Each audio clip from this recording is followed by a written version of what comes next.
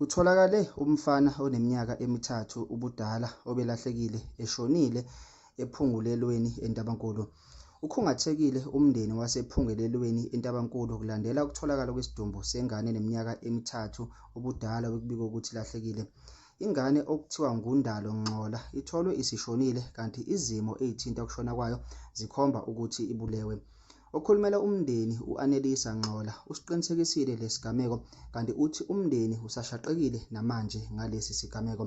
uNdalo waduka eyintatha zangomhla ka-11 kuZibandlela 2025 ngesikhathi edlala egcekeni nezinye izingane ekhaya kubo. Kube sekuqalwa ukusesha ngemuva kokuthi engatholakali. Ngokwemininingwano etholwe ngumndeni, isidumbu sikaNdalo satholwa ekuseni ngoLwesithathu mhla ka-17 kuZibandlela 2025 esigodini esikude nasekhaya kubo.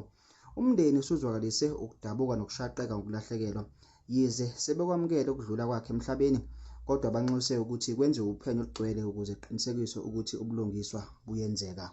Isambane News sibuye nazo sishisa.